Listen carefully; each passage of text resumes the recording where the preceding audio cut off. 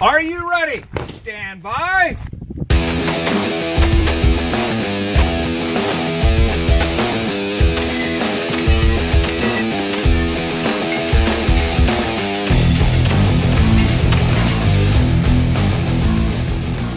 Welcome to the 3 Gun Show, brought to you by Armalite. This is episode 155, and I am your host, Dave Hartman. My guests this week are Niki and Aaron Hayes of Hayes Custom Guns, and we discuss the Northern Ireland Shotgun Championship. But before we get into the interview, I want to take a minute to thank the 71 people that are supporting the show via Patreon. Thank you. Since starting the Patreon a couple months ago, I'm overwhelmed at the support, and I absolutely appreciate it. It's allowing me to do stuff and make plans that I haven't been able to make prior to this. So thank you. For those of you that aren't aware, Patreon is like a crowdsourcing for ongoing creative projects like the 3 Gun Show. There are multiple levels, and they start out at $1, each with their own reward. So it's on a monthly basis. It's kind of a subscription service. One of those levels provides access to a private Facebook group, and it's been a ton of fun interacting there with all the 3 Gun Show super fans, which is kind of cool. So there's match recon podcasts and other bonus content as well if you're into consuming with your earballs. If you're interested in supporting, you can do so at patreon.com/3gunshow. That's Patreon. Now, on to this week's show. When I lived in Texas, I spent a bunch of time hanging out at Hayes Custom Guns. They're cool people and great shooters, so always found myself either shooting with them or hanging out waiting to shoot, as you'll hear in the podcast here. And I got wind that Aaron Hayes and his wife Niki were heading to the Northern Ireland Shotgun Championship, and I thought it would be fun to do a before and after podcast with them. So we sat down at the Hayes Custom Gun shop before they went to talk about the excitement and the preparation for an international match. And then we caught up via Skype after they shot the championship. One of the really cool things that came out of this was to hear Niki's perspective as someone that is newer to competitive shooting, contrasted against Aaron's perspective as a seasoned shooter and someone that works in the industry. Be sure to listen after the show for a special offer from Armalite, and enjoy this one as Aaron and Niki Hayes share their highs and lows of both the trip and their match. Niki, Aaron, welcome to the 3 Gun Show. Thanks for having us.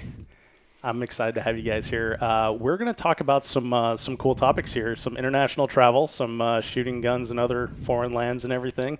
And Aaron, when you were on the show last, or I guess the first time you were on the show, we talked about the 2015 IPSC World Shoot. Yep. World Shotgun Shoot. Yep, down in Italy. Yeah, and you mentioned that you kind of wanted to do some more IPSC type of shotgun shooting. So we're gonna dig into that here and see if you, in the last 2 years, that if you've been able to get that practice in that you were talking about. Cool. And Niki, I'm excited to have you on for the first time here. We got to shoot at Generation 3 Gun last year, which was a lot of fun. And so I understand that you're kind of a newer shooter into the 3 Gun arena. I'd ask you how you got into it, but I can kind of guess. I follow anything he does. Yeah. Well, so tell us a little bit about that. Why did you decide, like, oh, I'm going to do this too? Is it just like the travel, the environment? What was it that appealed to you about shooting? I guess the first thing was just I was there, Mm-hmm. and everyone was like, "Why are you not shooting?" I mean, Lena, Jerry, Kay, they just kept hounding me. Di, Becky, everyone. You're here. Why are you not shooting? So I was like, because I'm bad. I don't know how. They're like, you'll get better. Just keep going. Just do it. And the more you do it, the better you get. So Yeah. And have you found that to be true? yeah, absolutely. So I kind of just, my personal goal is to beat myself the last time. Good. So So how did you start then? Did you like go to the range, do some practice, or did you just jump in on the first match? kind of, I guess my first match was a night match 2 or 3 years ago. And we pretty much practiced the night before of how to load the gun and how to unload the gun, and went and did it. That's interesting. Like I wouldn't have done it in the dark. Well, we were getting ready for this match, and I was like, well, you should shoot, if you're going to be there, it's a smaller match. It's not smaller. It's a one-night match. The stages are pretty close. Is that the Walking The Walking Dead. Okay. Yeah, this was, I think, 3 years ago. Gotcha. So, I mean, it was at night, but that's not that big a deal. So I just said, look, once you get done with this, all the regular daytime matches are going to seem easy. So let's just get out of the way. And so you can actually see what you're doing. That's right. So Yeah. It was interesting. Was it? Yeah. So did you have like lights and lasers and stuff like that? Yep. And I put it on strobe, I think, every time. I've They done had that to like myself. keep messing with it to get it to come off and then finally shoot. So Nice. yeah. So then after that first match, was it like you're hooked, or is it like, Yeah. this is kind of cool? I mean, I but- was pretty hooked. I knew I needed to practice Mhm. more and just had no fundamental basics whatsoever. I feel like the Hayes crew is just naturally knows how to hold a gun and knows how to stand, and I knew nothing. So didn't grow up with guns or around guns, so Yeah. all new. So, Well, so it's learning. It's funny because like you look at people and you think like they have like natural skill, but like you said, they've grown up doing it. Yeah. So Yeah. it seems natural, but it's just like second nature now because it's something so ingrained from like childhood and everything. Yeah. So it's different. Yeah. Not having any of that. and it's kind of unusual because most people that are in 3-gun have a background in just plinking and squirrel hunting with their grandpa and whatnot. So they know how to shoot. They have to learn all the aspects of competition shooting, but most people, even brand new competition shooters, generally know how to shoot. Whereas Niki was totally brand new to shooting, to competition, to everything. So she's definitely had a lot more to learn, but she's been knocking it out of the park pretty good. So Yeah. Well, I've got to pay you a compliment because when so I shot with you guys the second day at Generation 3 Gun, and I noticed that you reset way more targets than anyone else on the entire squad. And this is a squad of like heavy hitters, like people that know what they're doing, right? And you were just like on it every single time around. I'm like, wow, I really try to do that. I'm like, okay, just go. Yeah. Just do it. Well, you made me work extra hard. I'm like, I'm gonna I run try to that. beat everyone. I'm like, I'm going to beat them. I'm going to do more. I make that my competition. Well, it works. Thanks. Yeah. So you went to Italy with Aaron the last time around, right? I did. So you got to observe like the Shotgun World Shoot sort of atmosphere, and you guys are going to be traveling to Ireland for what is it like the? it's the Northern Ireland Shotgun Championship, which is the IPSC level 3 match. So Okay. one level below the world shoot, which only the worlds are level 4. Oh, okay. So any of the big regionals like the Central European and Northern Ireland, and there's several that are level 3. Right. So it's the first major match they're having in Ireland. So it's Cool. kind of a big deal. Kind of a big deal. Yeah. Well, that's exciting. So I would be like super intimidated by first of all traveling out of the United States because I never have been, and then second traveling with guns, and then third like shooting on this world stage. And so you're doing this like your second year in competition. Yeah. It's pretty bold. I just go in with no expectation. I'm like, I'm just going to fall on the sword and be the last person. And when I'm not, I'm excited. That's how I've had to take She's never it. been last. Perfect. She's never been last. She's never even been close to last. So It's been fun. So when you expect nothing, then it's exciting to not be. So So when Aaron came to you with this idea of like, I think we should go to Ireland and shoot, what was your I was response? like, yay. And then I was like, wait. Did you say we shoot? And he was like, yeah. And I shoot? No.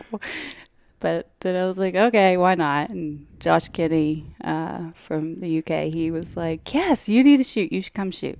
So Yeah. Are he you has high expectations for me, which I'm like, don't put that on me. I don't even want to know.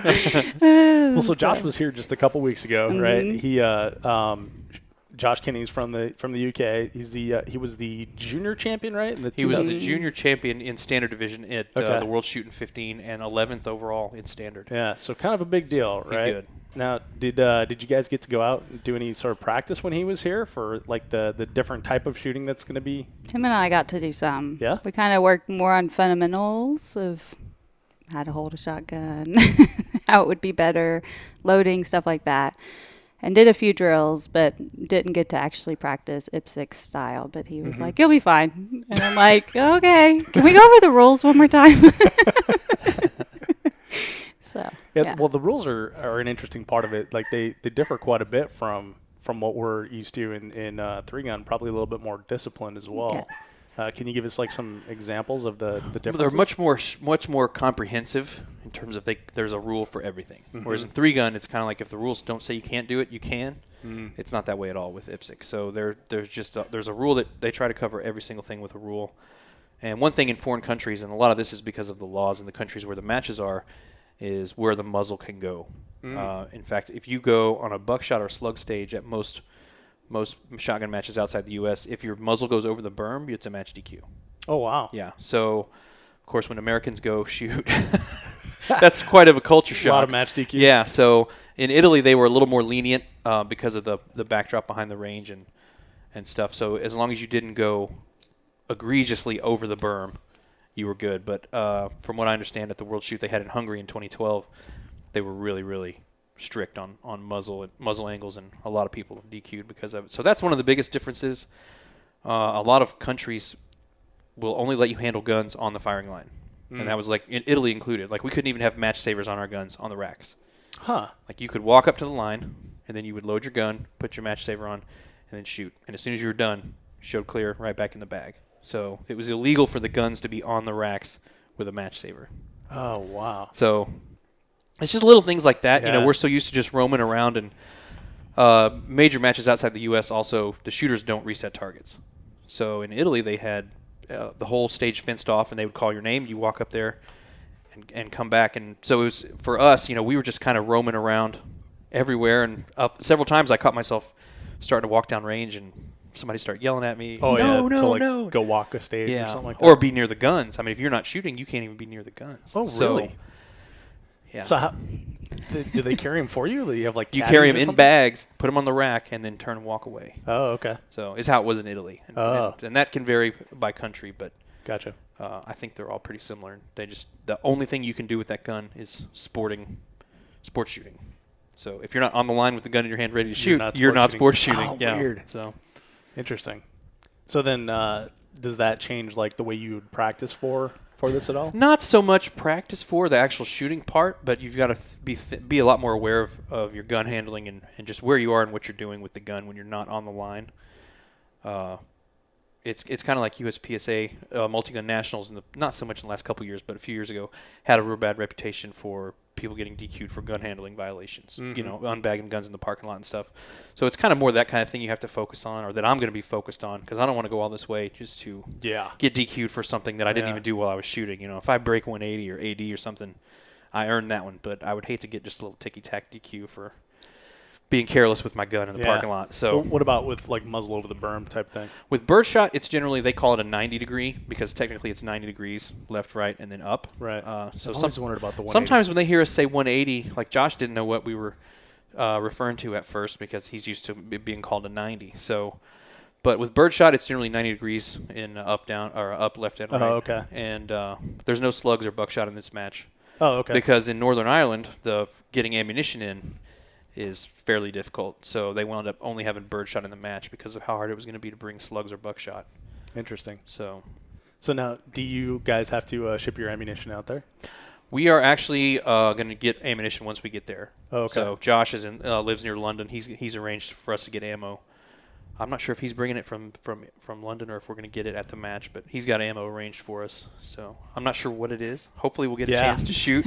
So that was one thing that you and I talked about last time. So if people haven't listened to the first episode you were on, Aaron, it was number 36, and they can check that out at 3gunshow.com. But we talked about like a lot of the differences between like IPSC shooting and normal 3-gun stuff, and we're going to cover some of the same topics here. But one of the things that you mentioned that I thought was really interesting is that you said it's more like a rifle match because you shot a full choke the entire time. A whole lot of the time. And that knowing your pattern is very important. So now you don't even know what type of ammunition you're going to get. No, last time we were able to get our hands on a box of the ammo that we were going to have there, and it didn't pattern very well out of my gun at all. But at least I knew that going into it. So yeah, I mean, knowing it's not going to pattern well is better than not knowing. But they shoot generally number 6, which is a lot bigger shot than we shoot here. So in Italy, I mean, you'd have a no shoot and a shoot target, edge to edge, like this, and all their knockovers were on the ground, typically. And the no shoots, I mean, 2 pellets of number 6 would knock the no shoots over. Oh wow! And we'd have these targets like 15, 17 yards. Yeah, so I'm aiming 8 inches off a shoot target, to hit it without hitting the no shoot also.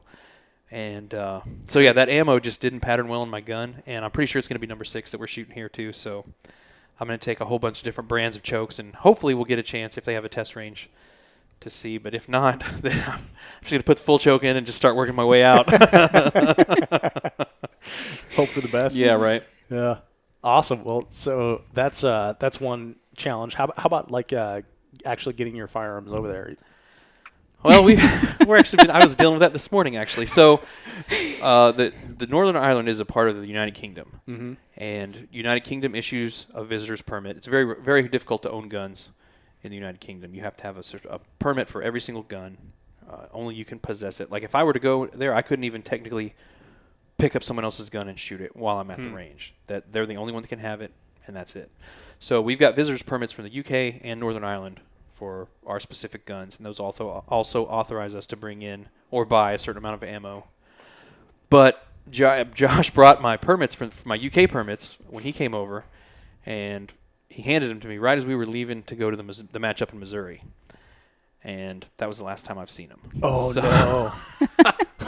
So we've been rearranging our flights to where we're flying directly to Northern Ireland instead of going to London, because I've got my Northern Ireland permits, so I can get into Northern Ireland. Oh, okay. And then he is trying to get replacement UK permits and either ship them to me or he'll just bring them to me in Ireland, because we're going to go to England for a few days after the match I in gotcha. Ireland. So it's just been kind of a hassle, and I've been on the phone with the airline finding out exactly what's going to happen, because if you Google flying through England with guns, a lot of people connect in England to go hunting in Africa, and there's horror story after horror story of people having a real hard time getting guns, even just connecting flights through Heathrow Airport. So it's like a Chicago or New York type of thing. Yeah, but I talked to British Airways this morning, actually, and they said if I'm going somewhere else, that the guns will just, I won't even have to deal with them at all. You just go get on the other plane, and they'll be there waiting on me. So whether that actually happens, we'll see. But I can't wait to find out. Yeah, me either. You're probably more interested in that than I am. And then in Italy, at least I could borrow a gun, but in Northern Ireland, in the United Kingdom, from what I can tell, it's technically a violation of the law for me to borrow a gun, even if the guy who owns it is standing right there. So yeah, that's Colorado too. They rewrote what a transfer is. So handing someone a gun, is a transfer. loaning is a transfer. Wow. And they carved out like a 24-hour exemption and for family members or something like that. But when it was written, it was really super strict in that manner, and that BS got shoved through back in 2013. Wow. So part of why I'm here. Yeah, right. Well, welcome to the land of the free. Thanks, buddy. Josh was pretty blown away when he got here. Yeah. About just how freely Garrison picked him up from the my buddy Garrison works down at the airport, so he picked Josh up because he landed about 5 o'clock, and I'm sure Garrison's truck was full of guns. Then he gets here, and we've just got guns.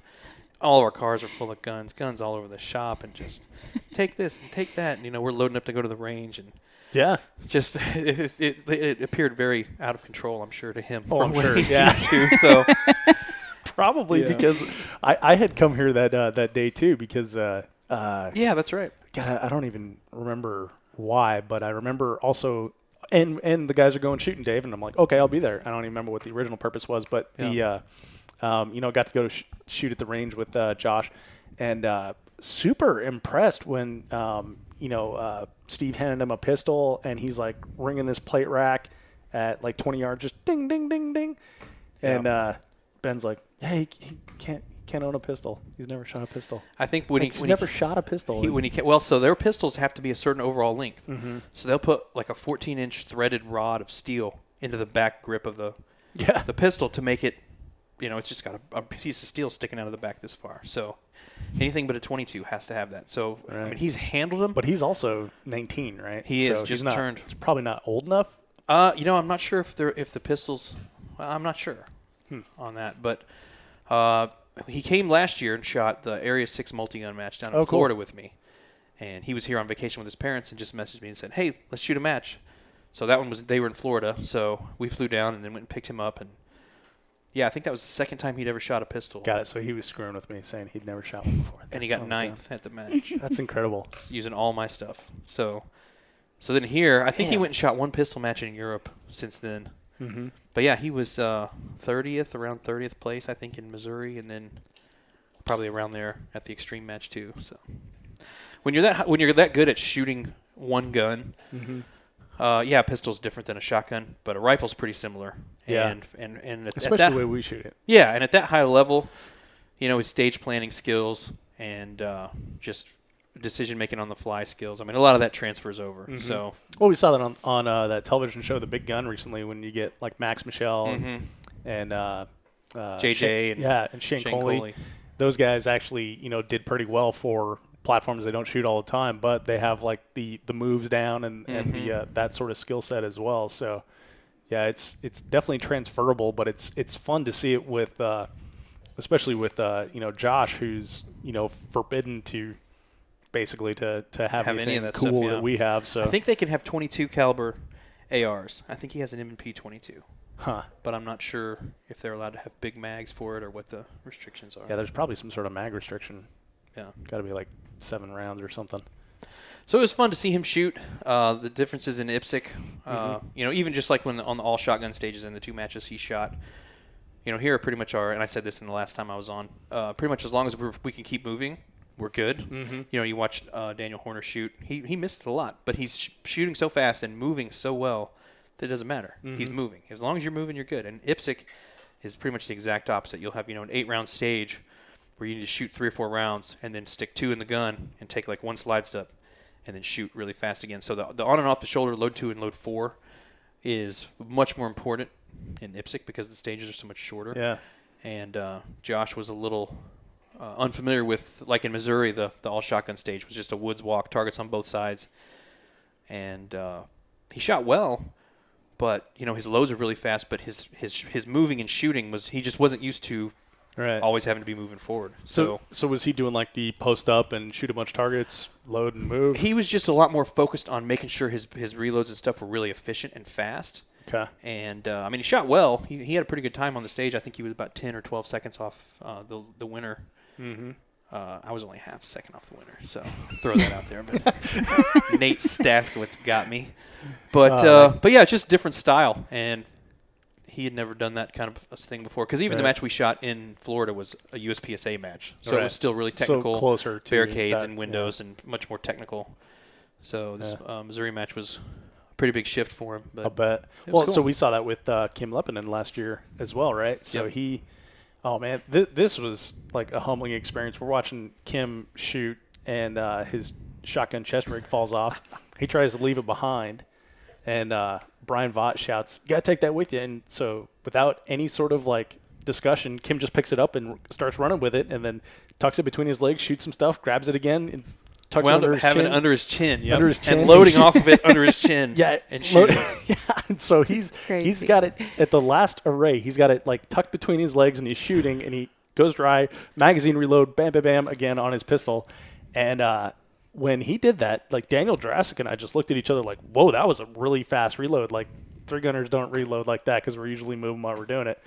And then, Kim, when I talked to him, he's like, yeah, I'm terrible at pistol. I'm a terrible pistol shooter. It's like, are you kidding me? Yeah, we were just all thinking that, Kim, how terrible you were at that.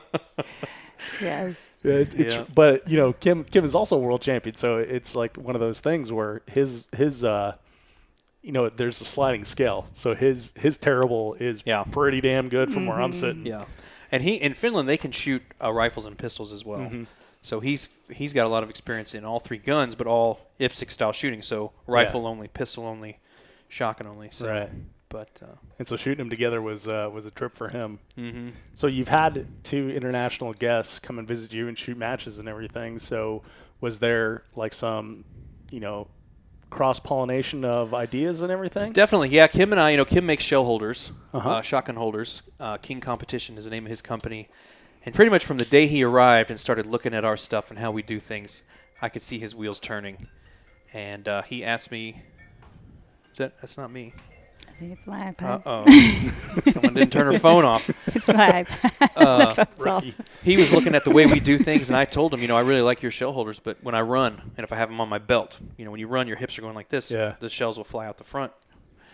And he almost immediately was figuring out how to fix it, and after a couple matches, he told me, he said, I know how to fix this.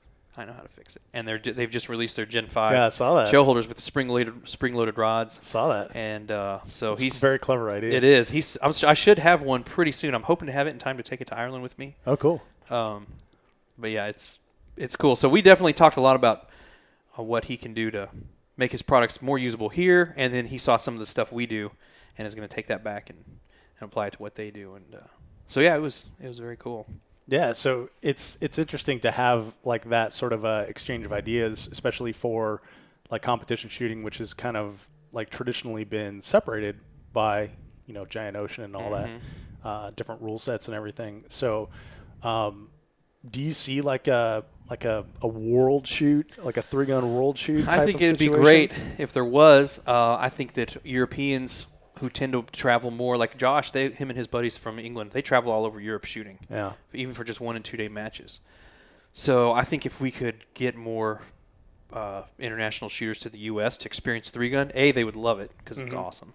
It's a totally different game from what they're used to. It's a lot more free form and just kind of wide open. But it would also expose them to what's possible. I was just actually listening to the episode where you had John McClain and Eric Graffel on talking about 3-gun in France. And if I think a lot of people that are in their single gun, and in a lot of countries the only gun they can shoot competitive mode, if we can kind of open their eyes to what's possible and what other people are doing, it might help them create some change in their home country. Like Eric was talking about how he just went to him and said, "Look, here's what we do with rifles and shotguns," and now they can use them for sporting purposes. So, which is amazing. I was shocked when I heard him say that. And I was just like, "What? That actually happened? That's amazing." I know, isn't that so exciting? And then everyone jumps on the bandwagon to make sure that they demonstrate a sporting purpose. Yeah, like immediately. I mean, that's.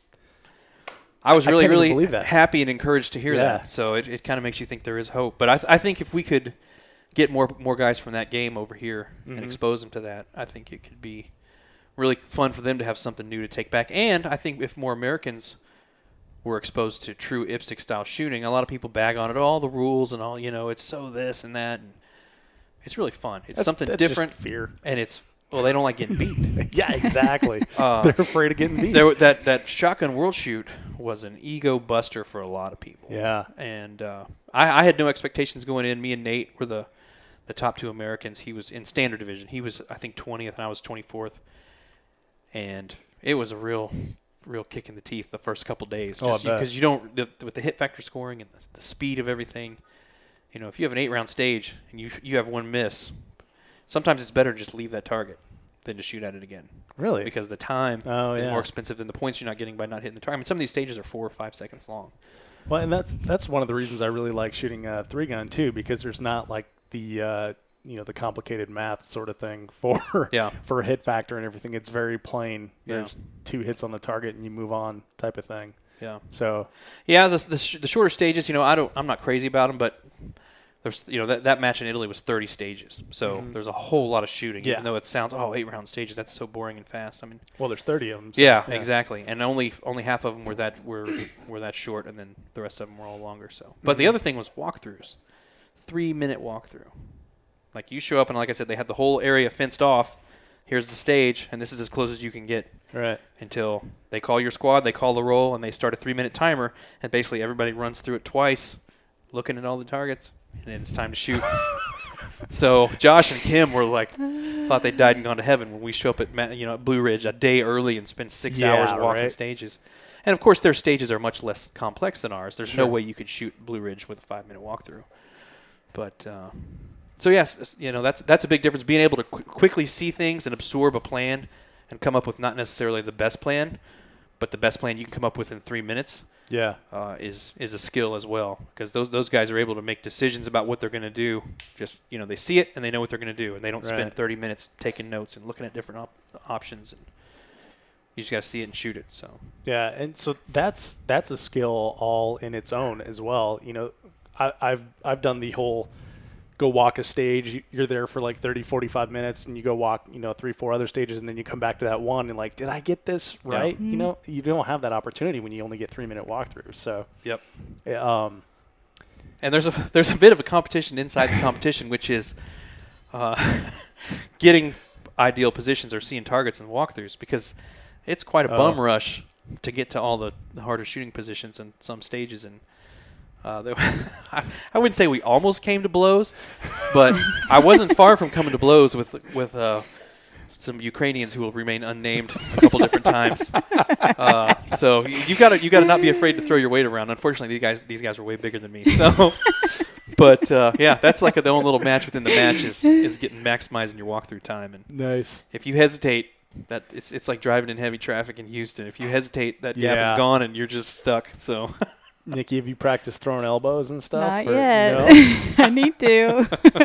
Be like, watch out. A bunch of dudes Redhead's in the shop coming out there. through. Go get some practice. Yeah, so that's an interesting thing, and I found like with USPSA is my only frame of reference because I've never shot any IPSC, but people are a lot less helpful with stage plans, and so I can imagine like in IPSC, especially when you're talking about a world shoot. And big dudes are trying to box you out. It can get kind of frustrating. Yeah. It was competitive the entire time. Of course, the guys were cool after the match. It was. I was impressed that everybody, even though they're out there competing hard, pretty much the entire time, like super friendly and cool. And it was a really good experience. We shot with the Brits and the Ukrainians, and then the 4 guys on the U.S. team in Italy, and it was cool. I mean, everybody's there to win, but. Still there to be nice afterwards. So yeah, because after a couple times, I was like, this is gonna be an interesting rest of the match. But just leave it on the field and that's work cool. Out, so it's the Europeans have a different mentality when it comes to that kind of thing. Like it's cutthroat, and it's supposed to be cutthroat. You're there to win. You're there to take every advantage you can, and that's one of the reasons their huge rule books exist, is to specifically say this you can do and this you can't, and It's just a different mentality. They have a different mentality with ROs also. You can actually get ROs thrown out of a match in IPSC shooting. Dude, here you can't even say anything bad about an RO.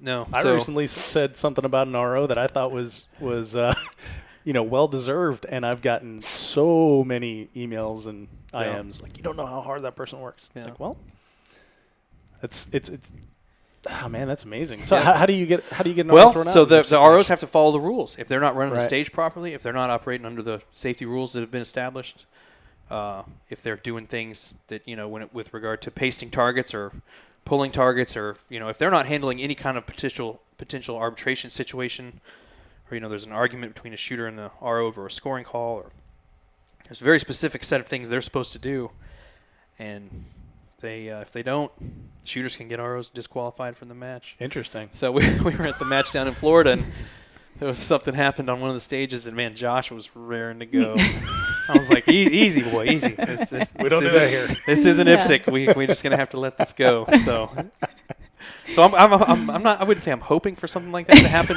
while we're in Ireland, but if something did happen, I wouldn't be sad. Lawyer his way through it. Oh man.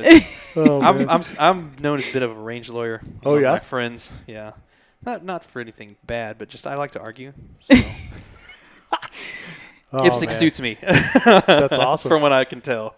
I'm not that way on the range, but like if we're out, like I'd like to watch a fight from way over here. Like I don't want to be in the fight, right? But I'm like down to see some cool stuff happen. So yeah, if there's someone getting tossed, I don't want to be the one to instigate it, but I'll be over here watching and listening. Try to video for you. Yeah, exactly. But a lot of people would take that as a bad thing, that you can get ROs disciplined or DQ'd or whatever. But I mean, it's as far as the integrity of the match goes, it's great because they should be held to the same standard that the shooters are when it comes to safety, when it comes to making sure things are done consistently and in a way that everyone knows it's going to be done a certain way. Right? Mm-hmm. You don't want to show up to a stage and have something happening and then it's different on the next stage. Yeah. And, of course, some of that's, beyond your control. Like all the time in a lot of matches we shoot. We even had it at the extreme match, a couple of instances where things were being done a certain way, and we didn't know about it. Mm-hmm. So you just kind of have to let it stay that way for the whole match. But, just having established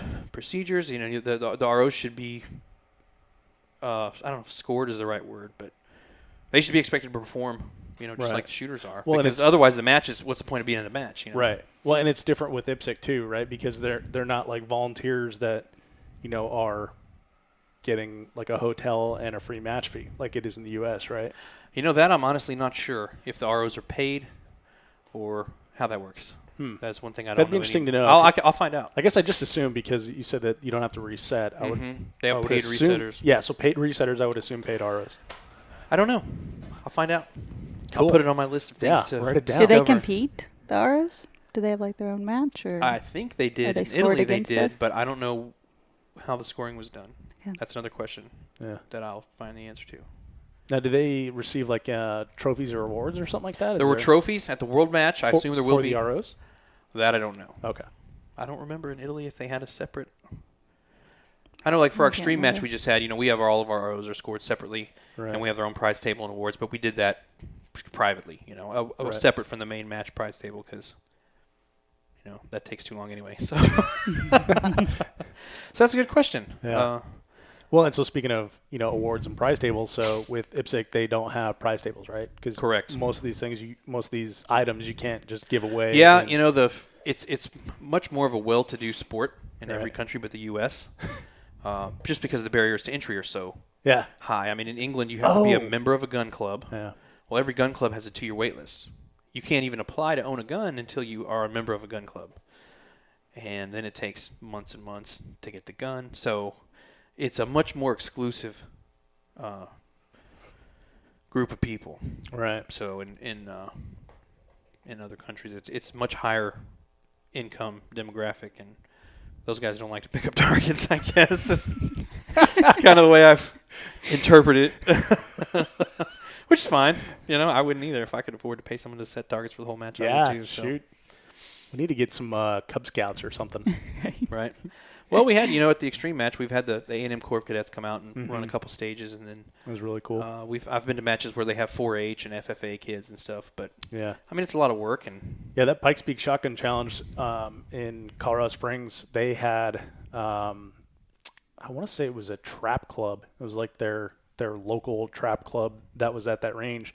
And all the members came out, and some parents too, to help reset and everything. So you had, probably like 4 or 5 resetters on every stage, and then they just worked for tips, which was kind of cool because then that goes to pay for their shotgun shells and their clays for their season, which was kind of neat. Yeah. Cool. Yeah, it's pretty cool sort of thing. All right, so Aaron, we talked last time about things that you learned from the World Shoot that you were going to put into practice. Mm-hmm. Now, one of them... You're going to remind me what those were, right? I did write that down. One of as I was driving on the way over here. One of the things that you said is, you helped run the local match at Copperhead Creek, that you were going to put some sort of IPSC type shotgun shooting into those matches. So I actually got to go shoot a match at Copperhead. And the one stage that like totally triggered that in my head, and that conversation we had like a year and a half ago, was a stage where there was no shoots next to the shotgun targets, and it was one of those ones where it's like, this maybe I should change my choke on this. and then of course, because it's 3-gun, then the no shoots turn into pistol targets once you've knocked down all the shotgun targets. But I actually had to borrow a full choke from Rihanna Kadick because I didn't have anything that was appropriate for that target. Yeah, most 3-gunners have a skeet choke pretty much welded in their shotgun, I think. So. Yeah, my Stoker M3000 came with like a turkey choke. And cylinder probably. Yeah. Came with like a turkey choke. I want to say it was an IC and maybe a mod or something like that. But yeah, I had left the turkey choke at home because I'm like, I'm never going to use this thing. You'll hardly ever need that. Yeah, exactly. And then I get there and I'm like, I wonder if that thing would work. But so I did notice that particular thing. Cool. You weren't actually there at that match, but is that something that you did put into action? It is, yeah. In our club matches out there, I try to introduce more technical shooting in and out of walls. Use of barricades, and that was something that I really found fun about IPSC style shooting was the movement. It really makes you focus on efficiency of your movement. And if you're 6 inches out of position, you might miss 2 targets, never even see them. Mm-hmm. So if that's in 3-gun, I think that can make 3-gun more fun. And our phone is ringing there. Sorry about that. That's okay. This is a place. Somebody wants to buy a gun, they can call back. There's action. You got people for that. That's right. Okay, they got it. So yeah, I think that having that element in 3-gun kind of ups the fundamental skill level required to excel. And it's another different challenge. People that take you got two groups of people kind of that shoot 3-gun. The guys that are just there to have fun, they do it with their buddies. It's kind of like going out playing golf and, drinking some beers while you play golf. They're there to enjoy themselves. Then you got the guys that take it seriously. And people are there taking it seriously because they like to compete, they like to win, they like to be challenged. 3-gun's a challenge. So adding that element to 3-gun, I found challenging, and I think that other people will too. And we've done a few all shotgun matches since then, just little monthly matches, and have done quite a bit of technical stages and use of a lot of barricades and things like that. So yeah, I've tried to incorporate that into the matches I help run, and of course my practice routines too. That quick 2 shells on the move, right? Slide stepping and watching Josh shoot and watching some of his videos. He's got a pretty decent following on Facebook from all of his reloading videos, and so I generally watch all the videos he puts out and kind of see what he's working on in practice and see if I can see the things he's practiced in his videos at home on the range when he's shooting a stage, and try to kind of focus on those things. And that quick slide step reload, I actually just saw a video he posted this morning of him getting ready for this match in Ireland, and he's basically taking 2 big slide steps and loading a quad across the room. So going both directions. So you can be sure you'll see that in action at the match. And so yeah, it just forces you to learn something new and train something a little different. I really enjoy watching the videos of him shooting and of Kim shooting on their home ranges, because it's so different, but it's also the same, right? We're still shooting steel, and we're shooting clays, and we're shooting shotguns, but just the speed and intensity at which they shoot, and it seems like they take their local matches as serious or more serious than we take like a major. Like you were talking about, there's definitely people that just go out there to have fun and have a good time, which is totally fine. Yeah. But they're like I said, their level of intensity and seriousness in the sport it's admirable, and it's fun to watch. Yeah. Well, it's shooting is more of an event for those guys. They can't just walk out in the back pasture, and shoot. So it's when you get a chance to do it, you want to take it more seriously. That's kind of how it appears to me. That's definitely how I would approach it if I wasn't able to just drive 10 minutes to the range and shoot anytime I wanted. Yeah. Well, I'd be a lot more serious about the time I did get, probably. And that was like when Josh was here, like his hands were shaking because we told him he was going to go to the range. It's like asking your dog, like, do you want to go for a walk? Yeah, and then right. Waiting an hour. Yeah, they live for range time. And then Josh is actually in the firearms industry too. He works for James Purdy & Son. Oh, no kidding. Building very high-end double barrel shotguns and rifles. Interesting. So, I must have missed that. Yeah. So he's familiar with kind of the way the firearm industry works in England, and they take really high dollar guns to the range and test. So he's a good liaison to have. He is, yeah. He knows how the inner workings play out. So he's been a big help getting us ready for this trip. Okay, so how far are you from the trip right now? We are leaving a week from tomorrow. A week from tomorrow. Yep. How many practice sessions do you have scheduled between then and now? How many days are there between then and now? There's 7. Then it's 7. Which will be my first 7. Right? Exactly. Niki's been practicing a little bit. Josh was here while we were setting up for the extreme match. So Niki and Josh got to go and shoot for a couple different times for several hours while we were building the match. Yeah. So what kind of things are you going to be concentrating on then in the next 7 days? Loading. Loading? Lots of loading. Because it's probably all I have time for. Yeah. So do you have like a set of dummy shells and you sit in front of the TV and in front of the mirror? In front of the mirror? Usually, just so I can see where I'm shouldering. Because again, I'm still working on fundamentals. So make sure I'm shouldering correctly, on and off, getting those shells in, practicing some tips Josh gave me. So yeah. Very cool. Yeah. It's good to get like tips from like the best people in the world. It is amazing. It is. Yes. One thing I'm going to be working on, and this is something I've just kind of noticed in the last few months, is how often I miss the first shot before or after a reload on my shotgun. Oh yeah. I'm going through an array of targets, and on that last one, I'm already thinking about my reload. And I tend to soft shoulder guns, so I can cause a jam, or I'll miss because I'm not even thinking about the target. And then after the reload, coming back up on target, I'll rush it. I'm already thinking about the shot while I'm still reloading. And, I shoulder the gun low, or just all kinds of bad things can happen. So I've been really focusing on what I'm doing. Okay, shoot the shot, then do the reload. And then once I'm done reloading, then shoot the next shot, and don't let them overlap. Because in this IPSC style shooting, 8-round stages, that could be a lot more damaging to my score than it would be in a 60-second, woods walk where I can make up shots. Right. As long as I'm moving, I'm good. Yeah. Right? That one missed shot, if you don't get a good mount on the gun and shoot over, could be huge points. Yeah. So. Well, and then, like you said, in the woods walks, when there's blank space in between, you just run harder. Exactly. And now you're making up time over like half the pack who's going to be jogging that sort of distance. So. Yeah. So that's going to be one thing I'm working on, is just making sure I get on and off the gun quickly and properly, not be lazy on that. And then round count's going to be more important, because in IPSC they have maximum amount of targets can be visible from one position. 8 targets is the most you can ever shoot from one spot. So it's a whole lot of shoot 2, load 2, shoot 2, load 3, shoot 4, load 6. Because you shot 3 when you only loaded 2 before. So keeping up with your sequence of loads can be a lot more important. Just because you don't have. I get lost. I don't count well. In 3-gun, we load 4 on the beep and we shoot all these targets. Yeah, and we exactly. Start running and load it up and then shoot till it's empty and match saver and then keep going. Whereas Can't here, get any more in there, and then you just drop them on the ground. It's going to be shoot 2, Like, load 2. I don't need those. Yard sale. Yeah, pretty much. So yeah, just keeping up with how many rounds are in my gun is going to be more important. Because again, in those shorter stages, that one match saver could be a match killer. On a 6 or 7 second stage, a match saver is, a good portion of the time, percentage-wise. Now, is match saver something that you either count on or practice for?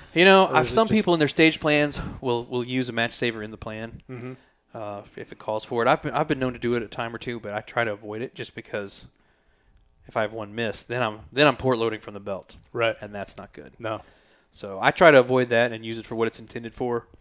Sometimes I'll use it to hold an extra slug. Like, if I don't want to have space on my belt for dedicated to extra slug shots, but I think I may need one, I'll throw a slug on the match saver. And so at the World Shoot, they didn't mix loads. Nope. And this one's going to be bird only. So you're not going to have to worry about those type of situations. That's more of a 3-gun. Yeah. 3-gun issue. And here's a little aside something I learned almost the hard way. I used to leave a shell on my match saver. And I'd lock my bolt back on my shotgun, put it in the bag. One time I took my gun out of the bag, and the round had come off my match saver into the bolt, and the bolt dropped and chambered the round in my bag. Wow. So always take the round off. Completely clear your gun of ammo as soon as you're done with it. Don't leave a round in that match saver, because the gun was totally loaded. It was on safe, luckily. Yeah. Or not luckily. I always put the gun on safe, but we were down to the last layer of safety, which was the safety is on it with the gun loaded in the bag. So that really unnerved me. Yeah, I bet. When I laid the gun on the table and went to lock it back, whoa, a round just came out. So it took me a little while to figure out how it had gotten in there. And it was actually when I was putting the gun back in the bag on the next stage, and I was going like this, and I saw the bag touch the match saver. There it is. It went right in there. It worked exactly as it was intended. Good placement, but yeah. So get that round off that match saver. Wow. Okay. If nothing else, it'll save you from a DQ. When you walk up to the preload table and rack a round out of your gun. Yeah, no kidding. They don't generally like that. So no. Yeah, I've often thought about that as well, and I find myself just putting the bolt forward, but it's probably a better idea just to take that round out of there. Or chamber flags are ideal. Yeah. But those are easy to get lost. And, yeah. I'm lazy, so I lose more chamber flags than I've ever owned. I don't know how it happens, but okay, so. Got a week. What sort of admin things do you have to do other than find your permits? My permits, huh? How about giving up on that at this point? But just kind of making sure things are caught up at the shop here before I leave. Yeah. Making sure I'm going to take some ammo with us. We can take 11 pounds each of ammo, which I'm not sure how many shotgun shells that is, but I'm going to try to take at least some ammo that I know where it hits. So at least on the stages that have tight no shoots, all right. I've got ammo that I know I can depend on. So good. Now, last time you mentioned that a lot of guys had 10-round tubes that were flush with the front, so they're easier to wield in and out of ports and stuff. Have you made that adjustment? Or I have not. You're just going to go with I'm going to stick with the 12, yeah. Okay. So that's what Josh shoots. I've relied on him for a lot of questions that I have about the match and what I should prepare for and stuff. So he shoots a 12. I'm probably going to miss. So I'm going to need the room to load extra shells. So Niki's shooting a gun that she can run 10 or 12 pretty easy. So once we look at the stages, we may. Which I just got last week. Nice. She shoots a new gun. What are you shooting? Benelli, of course. Awesome. Yeah. Okay, so final thought, and then we're going to wait 2 weeks, 3 weeks, whenever you guys get back, and we'll do it again. But for the audience, it'll be instantaneous. Like we time traveled, it'll be amazing. Sweet. Nikki, final thought. What are you most looking forward to, or what are you most nervous about? What are you thinking about the match? Most nervous, probably just not hitting all the no shoots. I think about that all the time too. They're all so next to each other. I'm like, oh, that's gonna be really fun. And if I do, probably by the last stage, I'm just gonna try to hit them all. Just go for it. No, and then just probably most looking forward to just the people. I love traveling and just seeing the people and the way they do everything. Mm-hmm. Whether Have it's you been to Ireland shooting, before? No, been to London, been Exciting. to UK, but not to Ireland. So that'll Cool. be fun. And food. I'm a big foodie. So. Yeah. And look at all the hairstyles. So I like to see what people's hair's doing too. Right, because that's your profession, right? Yeah. So all that. Cool. It'll be fun. Cool. Yeah. How about you, Aaron? I mean, I'm looking forward to shooting the match. I really had fun in Italy, so seeing how I stack up now that I know what the match is going to be like, and even if I haven't been practicing as much as I should, just my mental preparation and knowing what's important with regard to the scoring system. I'm looking forward to seeing how I stack up. And then I've also been told when Josh invited us to this match, he said, it's going to be a good match, but the real competition is the night after the match is over with. Oh no! At the bar with the Irish people. So. Have you been training for that? I have not as much as I should. I need to be doing some liver conditioning probably. Gotta represent America. So I understand I'm told they have a pretty good time when they shoot, and they're known to have a good time at all the world shoots they go to. The Irish drink? I know it's Right? news to Maybe. me. So. Lots So of I'm charcoal. looking forward to just everywhere we go when we go to 3-gun matches, hanging out with your friends and local food and local just kind of getting the local scene. I'm really excited to just. See how We're probably not going to understand anything. Oh, no. We're going to be Oh, like, yeah. huh? What? They get going so fast was with bad that enough with accent. And you're Josh. like, Josh would be like, oh, am I speaking English? I'm like, yeah, you are. Yeah. Slow down. I always hesitate to say stuff like this because it's on the podcast, like everyone in here. But you got to act like no one's listening, otherwise you'll never say anything. Right. But I understood Kim way better than Josh, Oh, yeah. and which is hilarious because Yeah. English is Kim's second language and supposedly Josh's first. So Yeah. He speaks so fast. yeah, he Very does. fast. And at first I would try to pretend like I knew what you just laugh or whatever. But finally I was like, what? Yeah, I'm sorry, I can't understand you, bro. Just you're gonna have to say that again. Text me something. I got nothing.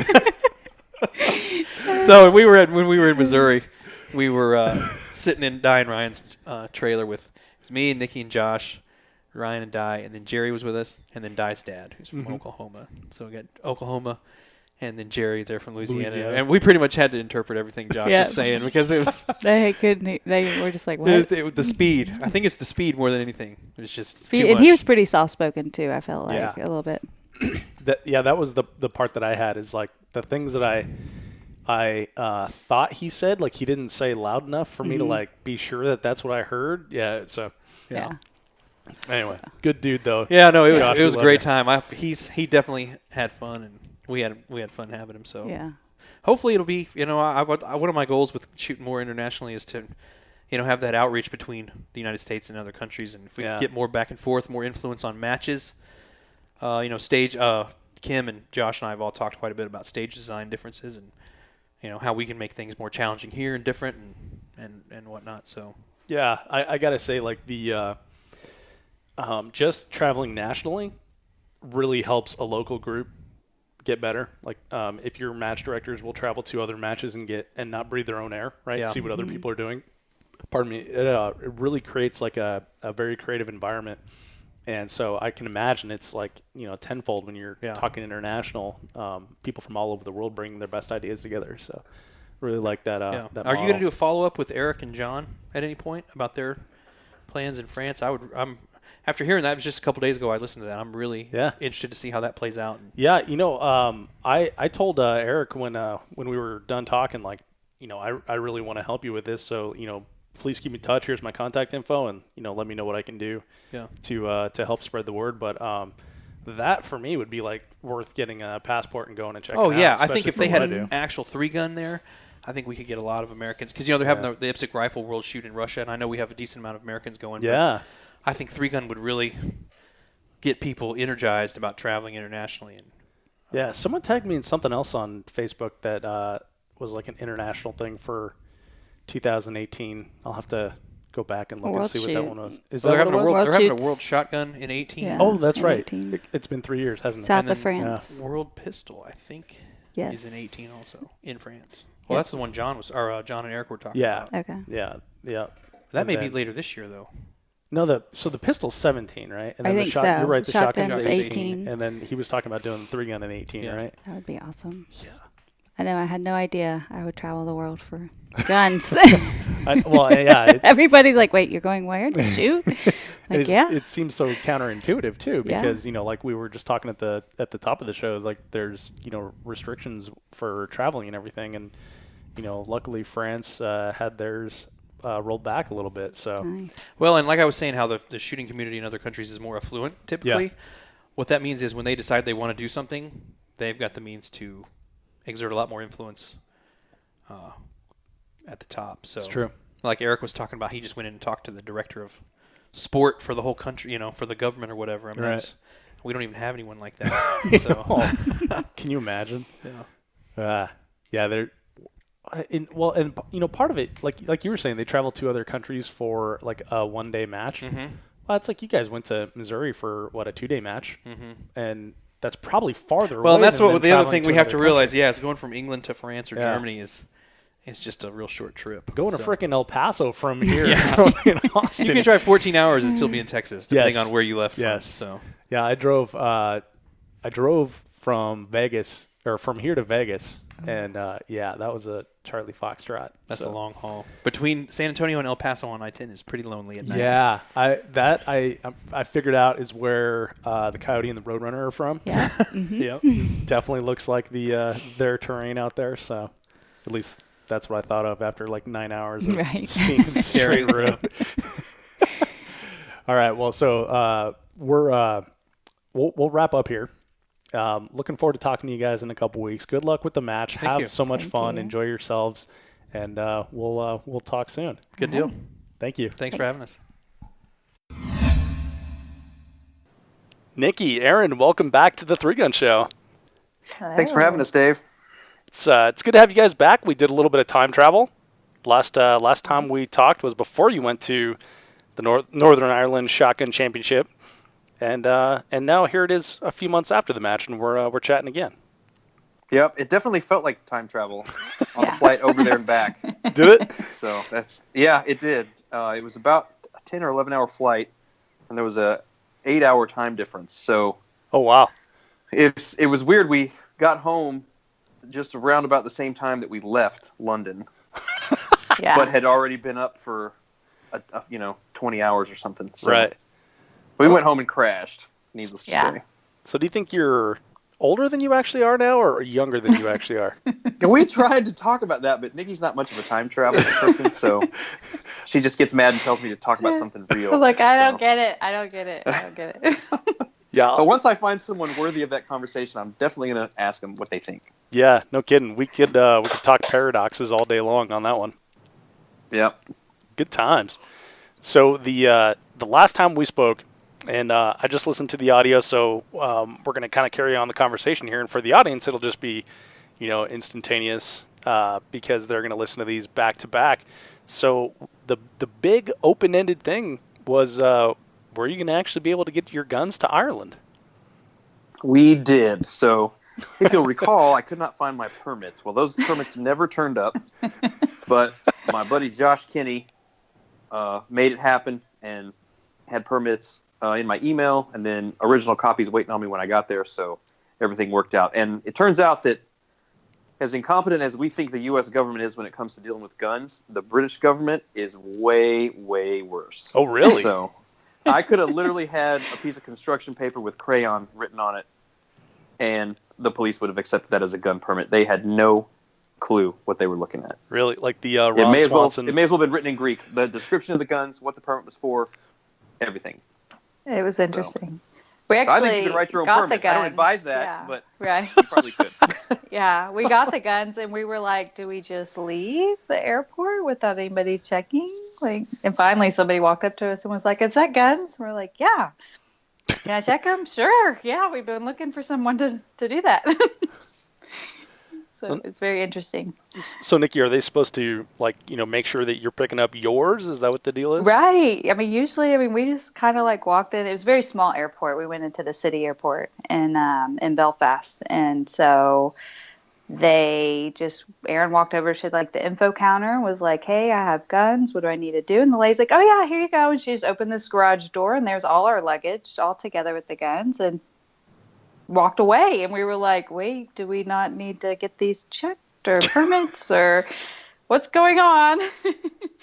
So sure enough, like Aaron gets it, and then we had like one bag that came on the carry-on because it had no ammo in it because they ended up splitting up our ammo through our luggage. So the one bag we had to wait on the carousel. It came through, and then we just kind of stood there and looked around and was like, I guess we leave. And so we started walking to the door, and finally a policeman came up to us and was like, are those firearms? And we were like, yeah. So he checked them, and then we left. It was very easy. Interesting. So, yeah. Yeah, the most trouble we had was actually at the Austin airport. They were giving me a bunch of trouble about having shotgun shells in normal boxes.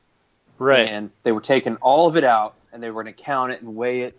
And the guys I probably had 12 boxes of shotgun shells in there because you can take more weight in luggage overseas. Right. And he's holding 12 boxes of shells in his arms, which if you've ever tried to do that, I know we all have. Yeah. It never ends well. This guy puts 2 entire boxes of shotgun shells on the floor behind the baggage counter at Austin airport. And see ya later. Spends a good 5 minutes tracking them all down. I was like, no, I think we're missing a couple. And he's on his hands and knees crawling around. It was pretty great. So we were only about 10 minutes into the trip at this point. And I thought, oh, this is going to be good. Yeah. Can't wait to tell Dave. Yeah. But once we got to England, if you have guns, you just walk in and say, I have guns. And it's like the Red Sea parting. I mean, the manager of the airport comes and takes you to his office, and the forms that you have to have, they can't take copies of anything. So we go in the office and they fill out 4 of the same form.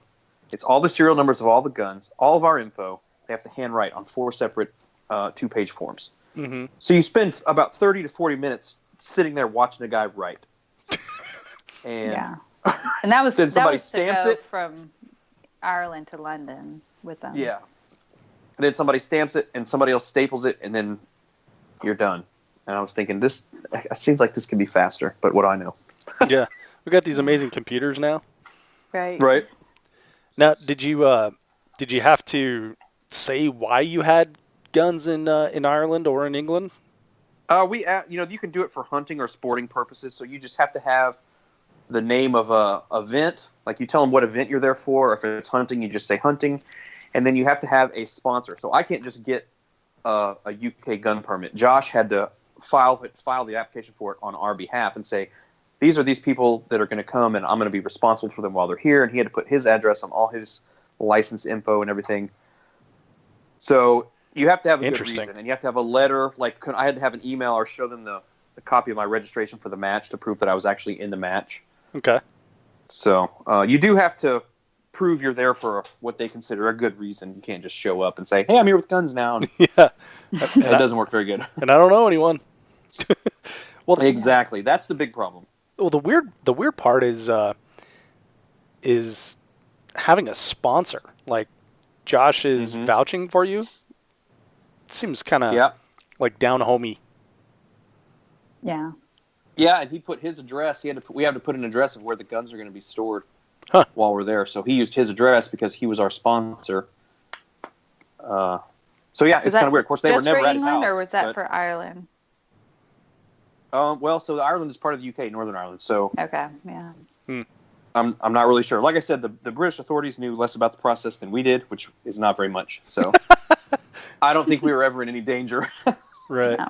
And so then, are you just free to travel to your hotel to and from the match, etc.? Yeah, as long as you have that permit, you're good. I mean, obviously, if you're doing something suspicious, they're probably going to want to know what you're doing and why. But out in the country, we were just out in rural Northern Ireland, just farms everywhere and sheep and pastures, and it was just out in the country, like just being out in East Texas somewhere driving around. Right. So if we had spent a lot of time in the city, I probably would have been a little more worried about it, just in case you run into that cop that doesn't know, that this permit means I can have a gun. Yeah. And then once we got to London, we just left them in our hotel the entire time. Right. So I tried to I didn't really want to be lugging 2 giant Pelican cases, on the subways in London, all over. We were looking for hotels on where to stay because we were in London for about 4 days. And the ones we really wanted to stay in were all the way across the city from the airport. And I could just see us sitting on that train for 2 hours with all these Pelican cases. And who knows how many people would have just followed us to wherever we were going and bushwhacked us or something. So, well, they're not really supposed to be on the subway. Oh, are they not? Or the two? No. Josh had to tell them that they're guitars. Oh, see, there you go. I made the right decision. Josh does it, but he's like, yeah, I'm not really supposed to do that. Allegedly. So, shh. Yeah. Josh isn't his real name. Right. So then I think you were telling me that there was like an 11-pound ammunition restriction. You said you brought 12 boxes of cases. The guy tried to take them from you. What happened with that? Well, so the match was just in a sheep field in the middle of this little kind of rural area. Mm-hmm. And they actually had it had to be ammunition with a fiber wad so that if a cow ate it, it wouldn't kill him, or a sheep. So I had to use match ammunition. It turns out I wouldn't have been allowed to use the ammunition that I took. Huh. So, but luckily Josh, again, he had pre-ordered the ammo for us at the match. So what kind of we ammunition had plenty to was shoot, it? and it was. Yeah. Go ahead. What kind of ammunition was it? I don't remember the brand. It was something that I had never seen before, but it was not just your run-of-the-mill ammo. He shoots a lot and puts a lot of time and effort into his training. Well, and it wasn't the match ammo. I think he got a special case for us. There was like the standard match ammo, and he said, "Here's what I shoot. It's better, and I'll get you some of that." So, and it shot really nice. Okay. So no problems with ammunition. That was one thing that you were concerned about. Nope, no problems at all. And he shoots an M2, or I think he shot an M1 at this match. So I knew that his ammo would, whatever he used and would run in his gun would work in ours. So it was no problem. Good. So any other issues or anything as far as like getting to the match and getting everything organized before the shoot? No, it was actually pretty seamless once we got there for all the build up leading up to it and chaos. Should we mention my gun fitting? Oh, preparedness. Yeah, the logistics of it were anticlimactic compared to all the build-up, but Niki does have a what not to do story for you. Nice.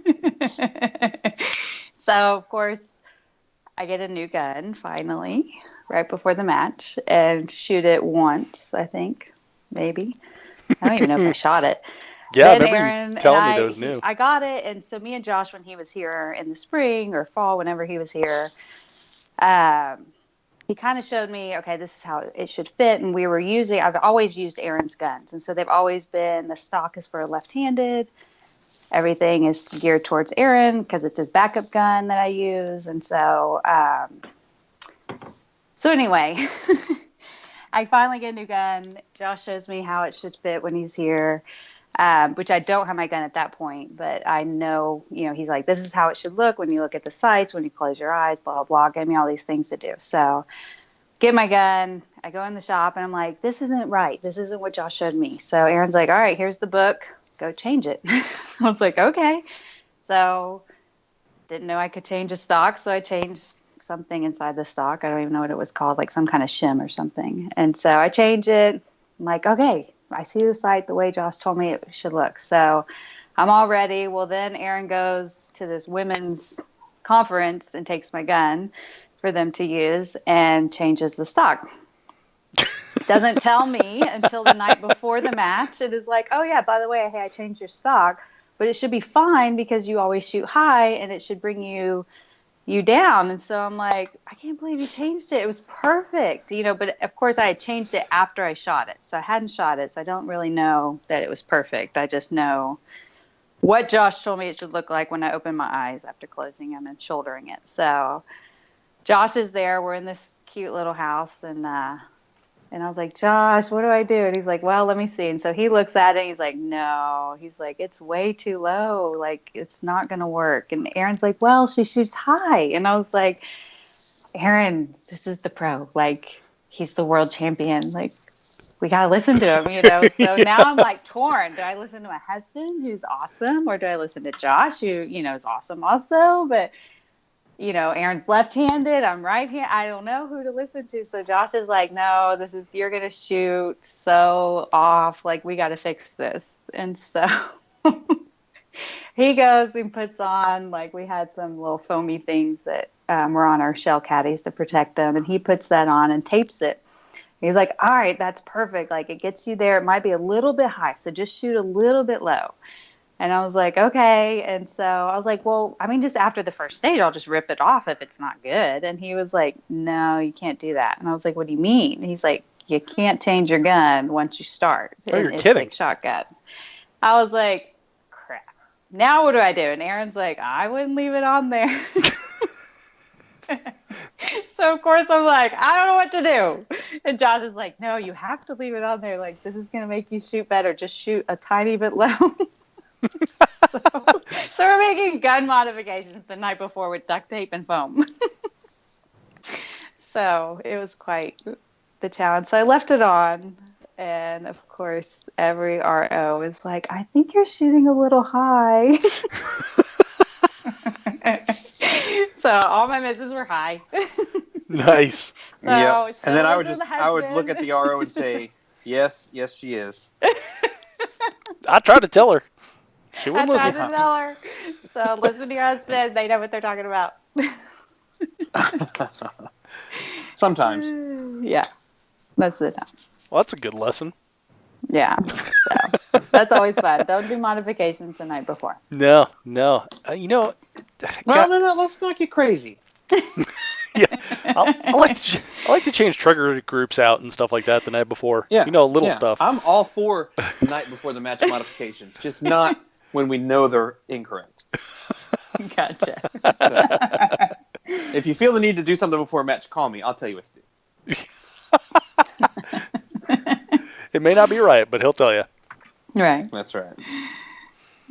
Good time. So, Yeah. Nikki, what did you think of the differences between IPSC shotgun versus shooting 3-gun this last couple of years here? It's very different. It's super short, most of the stages.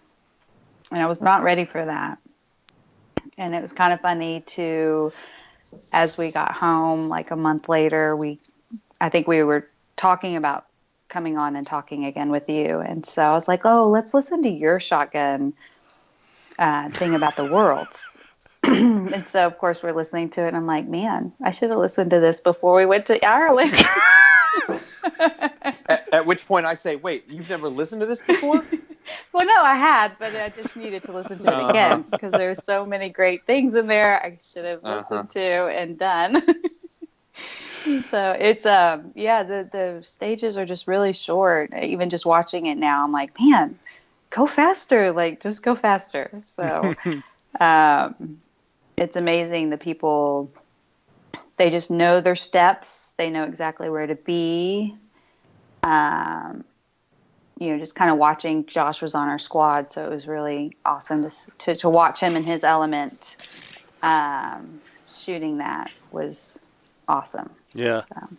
So, we were talking a lot about Josh and Kim in the initial interview we did, and watching their videos, like you said, Nikki, like they're very deliberate steps and they're like half steps and everything to get into positions is so interesting because I find myself like overrunning positions in 3-gun by like 2-3 steps and just going, this is close enough, right. and then whacking away, but. You got to have more precision in that in IPSC shotgun. Oh, it's so tight. I mean, it's literally shoot 4, take 2.5 steps, and shoot 4. And they know that I'm taking like 3 and then searching and being like, wait, no, back up. So it was very interesting. It was fun, but it ate my lunch at the end. Yeah. Yeah. So it was good though. Would you do it again? I would. Yeah, absolutely.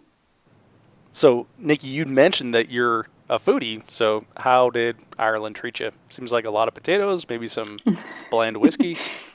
Yeah, lots of whiskey. Gin was big there. I kind of found a good bartender that was showing me the ropes on gin because it's kind of a British thing also. So that was fun. And then food was great. There was a lot of lamb. It's very kind of warm and cozy food. Just like a lot, like you said, a lot of potatoes, very savory, very heavy food.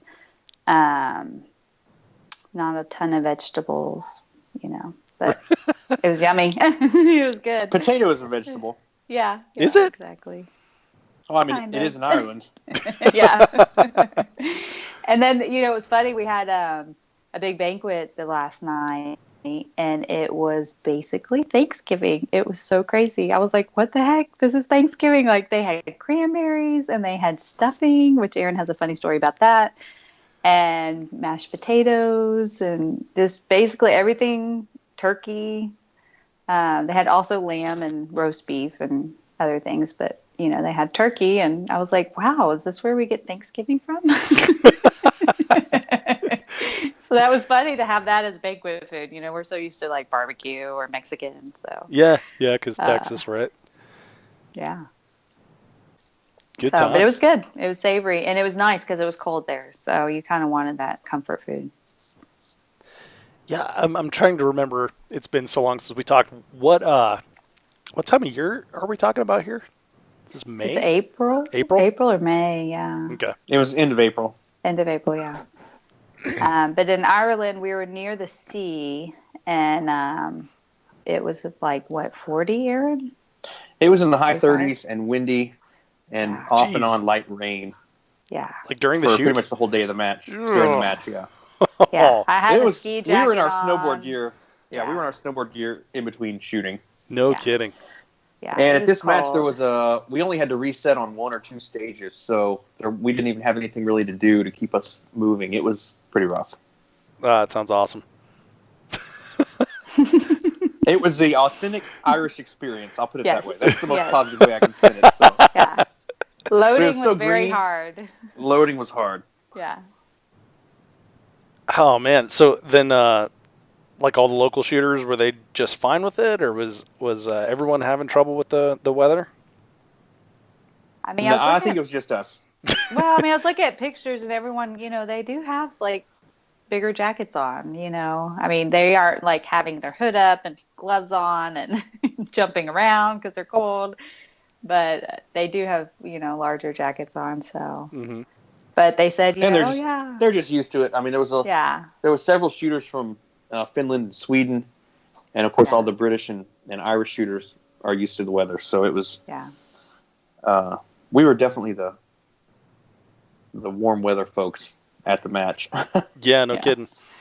Yeah, last year when I was in Texas, I went to the gym one day, and there were people there that weren't normally there, and so I was like, "Well, you don't got to work today," and they're like, "No, they were closed work down." I'm like, "Why is that?" It's like, "Well, it's cold."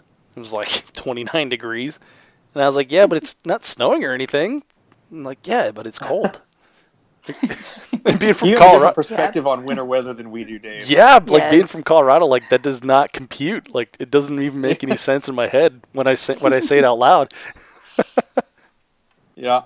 We're wimps. Yeah, pretty But much. in the summertime, we can handle it. So yeah, it's one of my friends just moved here, a guy we're shooting with quite a bit from New York, and he's still getting acclimated to the heat.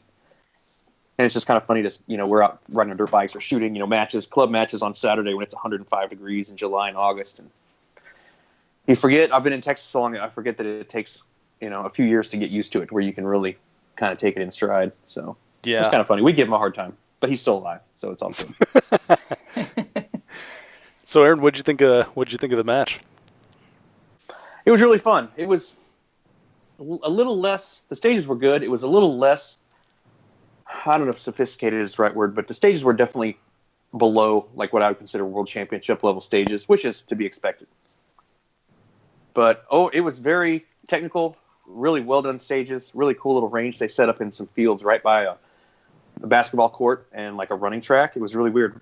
Literally 10 yards behind us was a basketball court with kids playing basketball. Huh. Soccer. And we're just in this field. They made side berms with hay bales, and there were no back berms. It was a birdshot only match. And I would say probably 200 yards in the distance past the firing line, downrange, was just houses, a road. But in IPSC, they set a lot of the targets on the ground, or like waist level at the highest. So you're shooting down into the ground. So they really integrate, safety concerns that you have to have in these other countries because of the rules to make it still a really fun match where you don't feel limited by target presentation and whatnot. So they do a really good job with the setup of their targets and the design so that they don't spin. And they have really specific guidelines on what the targets can be and how they can be set up. So some people don't like the rule book, and it has taken, quite a while to get to where people consider it good, but it was an excellently run match. And I'd give it a 10 out of 10 in terms of match experience. Huh, cool. Now what makes their targetry like unique, or is there anything that we can take away from that? Well, they've got steel plates that kind of sit in a slot on top of the base, so it can only fall backwards.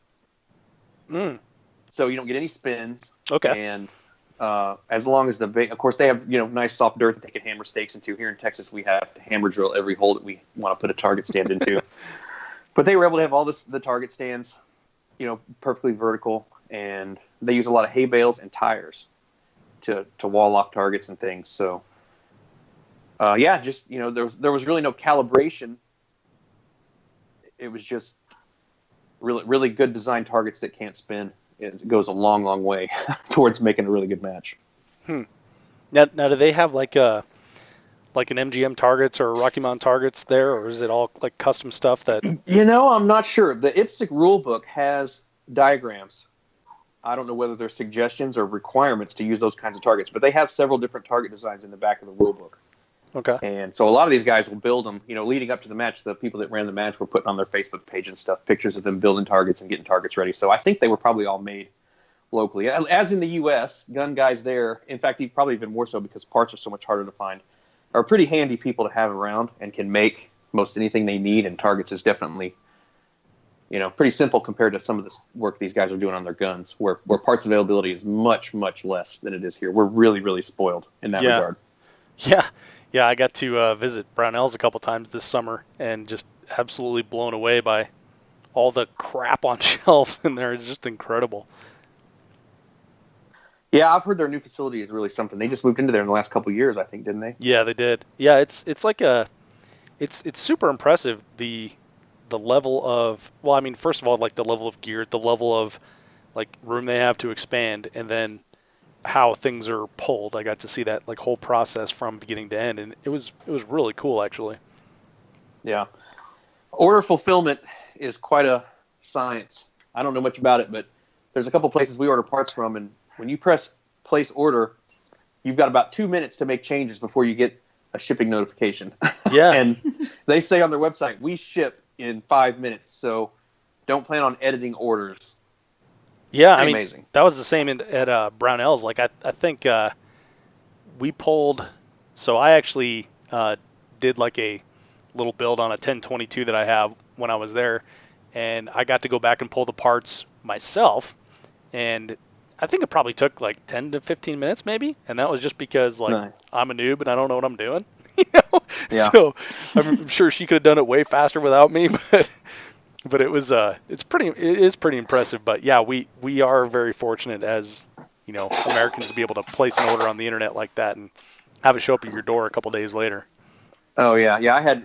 We had ethos bolts in our guns, and of course that everybody wanted to see them and check them out. And anytime anything's new, it's so hard. They have to go through a dealer who has to get them, I think, from Benelli, Italy, because I don't think Benelli has divisions in every country. Certainly not in Northern Ireland, I don't think. Mm-hmm.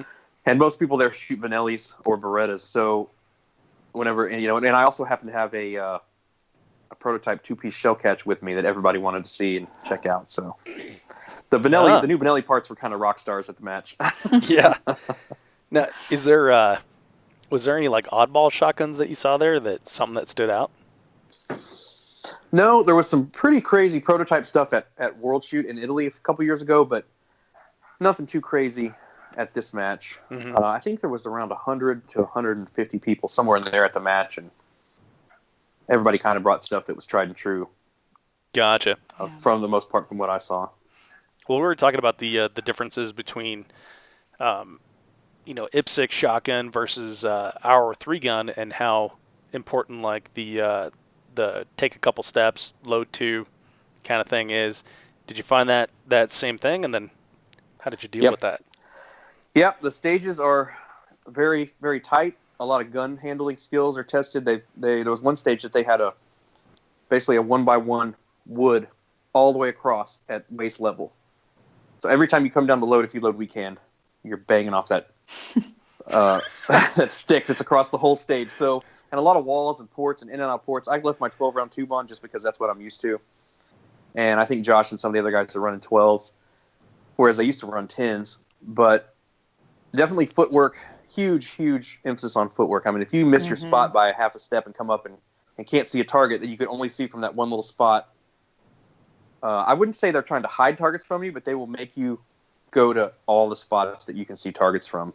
Right. And if you're taking a slide step to the right and can get 2 shells in the gun, every time you do that, that's much more efficient on these types of stages than it is to just shoot the gun until you have 1 left and then load 12. Because on these stages, you'll be standing there flat-footed for 10 of the 12 rounds you're reloading. So.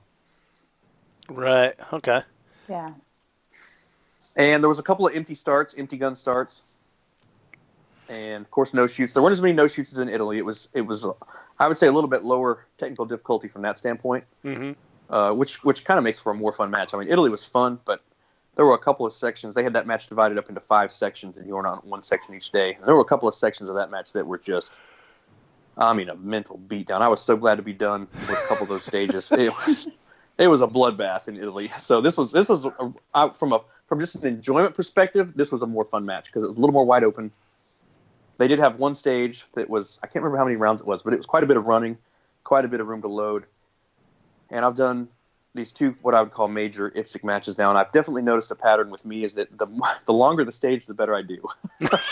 So I'm not a speed shooter. I'm a run and reload kind of shooter. So because that's what 3-gun, primarily rewards. Yeah. So I definitely would try to put a little more pressure on myself on the bigger stages because I knew that's where I had the best opportunity to pass some people who maybe aren't quite as used to being so aggressive, running all the way to the front of the bay and sprinting and loading as fast as they can. I don't think they work on that kinds of skills as much as we do. Right. So there was the longest stage of the match I won.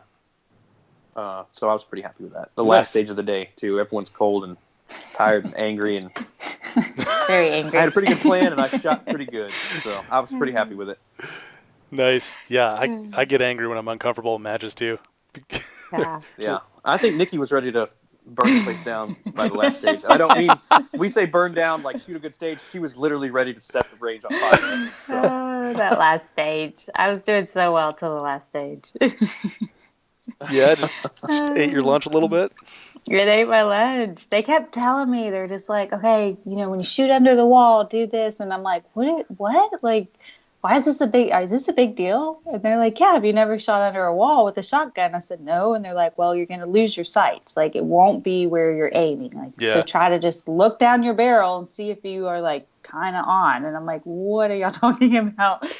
So Josh is showing me positioning and, I'm like out there practicing my lean down and, beforehand. And sure enough, I get up there and I like get 1, 2, and I'm like, yeah, I got this, and then it just fell apart. And so I just missed the rest of, I think there was 5 under each wall. I can't remember. And I'm like, do I go prone? Because I'd been seeing people do that. And I'm like, I don't even know what to do at this point. So I reloaded, which was stupid. And tried to shoot some more, kept missing. Finally just moved to the next port, load the gun up again, and I think maybe got 2 on that side also, and just was so frustrated. And then ran to the next shooting position and ran out of ammo, and I was just like, why didn't we practice this? Why didn't we know about this? Aaron's like, I'm If here. you'd listened to my podcast, you would have known. I know, exactly. Should have listened to the podcast before I went. So. Yeah, so Nikki, Aaron actually texted me that when it happened and said, this is what Nikki just said. I should have listened to the podcast, and oh my god, I was laughing so hard. It was so funny. Oh my god, so should have listened to this. Yeah, like Aaron said, it's a good joke, like 4 levels deep. Exactly. But yeah. And in her defense, that was the last stage of the match, and we shot, I can't remember if it was 10 or 12 stages. Mm-hmm. So we'd been out in the cold and the wind all day, and it was the longest and hardest stage of the whole match. So it was definitely a beatdown. If she would have shot that at the beginning of the match, I think she would have done a lot better. It was so cold, yeah. I mean, I was jumping up and down and trying everything to get warm. Thank goodness they had an espresso little bar, so I kept going and buying coffee. Oh, that's awesome. I know.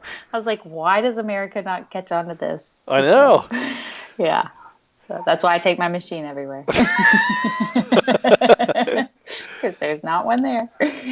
Yeah, if I'm on coverable match, and this isn't like a good thing. I'm not bragging, but because it's a character flaw, but I get a bad case of like the efforts where I'm just like, let's just get this over with, Yeah. I was definitely kind of breaching that point. I was tired and hungry and cold and okay. What are we doing? We're shooting under this wall? Okay, I can do that. Yeah. Nope. So. Well, so what was the if you didn't have like a ton of no shoots? Aaron, you mentioned last time at the World Shoot that you shot almost a entire match with a full choke. What was the choke selection like this time around? I think I shot cylinder for most of the match. Really?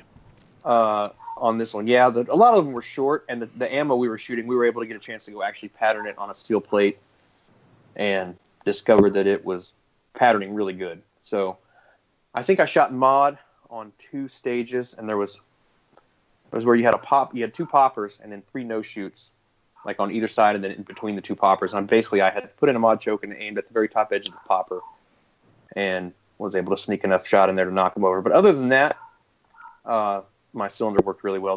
This ammo worked a lot better in my gun in terms of patterning than the stuff that we had to shoot at the World Shoot. Right. And the stuff at the World Shoot, if I'd had more time with it, it was number 6 shot. And I just didn't get a chance to really work with it with my chokes and figure it out. So I was kind of flying blind there. But this stuff patterned really well and made a big difference. I mean, these guys spent so much time patterning their guns. And actually for the World Shoot, there were guys that were loading 2 different sizes of shot in the same shells to be able to go around, navigate around no shoots. And then the swinging clays on the sticks, like they would hit a popper and then shoot, basically double tap where the clays are coming out from behind hardcover. Right. And they mix 2 different sizes of shot so that their pattern is longer. So some of these guys were getting 2 clays with 1 shot. Oh, you're kidding. The pattern was long enough that as the clay's coming in, the very very first part of the pattern hits the front clay, and they're still patterned when the second clay comes swinging into the same area. So not many people pulled it off, but there were a few that were doing that, and it was pretty impressive. That is pretty damn impressive. Yeah. So what size shot do you mix then? I'm not sure. None of them spoke very good English, so I didn't get a chance to really interrogate them too much. But I'm assuming probably like 6 and 9 is what I would do. And they've just experimented with the wads and where to position it all. And I can't imagine how long it takes to load ammo like that. But they thought it was worth it. So, and most of those guys were at the top. I think it was primarily the Italians that were doing that. So they probably. This is in Italy, all the Italians, it was like their World Series. Like they really were there to put on a show. So I'm sure they put a whole lot more time and effort into it than other people, because they really wanted to show well in their own country, and they did. Huh? Interesting.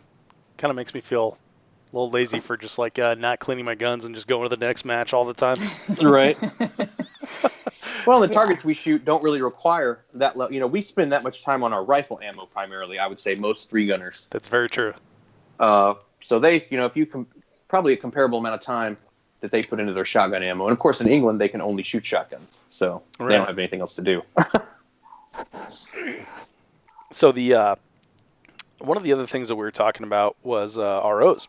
You mentioned that in IPSC ROs can be disqualified for various reasons. They can. And Yep. was there any, arguments with our ROs? Did Josh have to? Did you have to like hold Josh back from? No. challenging? This was like I said, a really well run match, and all of the ROs were fantastic. And of course, it's in the UK, and Josh is kind of the man in the UK. So he was much more well known there than he was in Italy. Although he'll be pretty well known in France, I think, next year, because he's added some serious horsepower.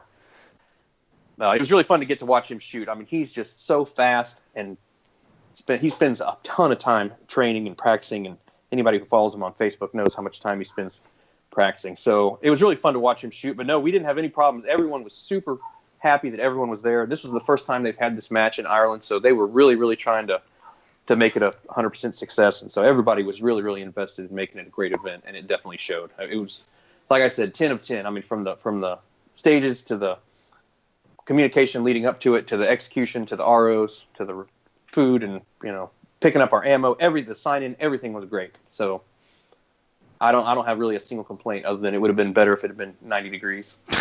I probably would have won the match if it had been 90 degrees, because everyone else would have been overhooked up to oxygen and IVs. So.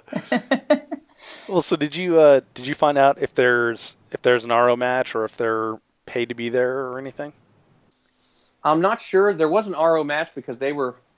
We went up there the day before to pick up our ammo and check in and everything, and the ROs were shooting, so we got to watch them shoot a little bit. But I'm not sure. I mean, IPSC in other countries is, there's no prize tables, and everybody's basically there because they want to shoot.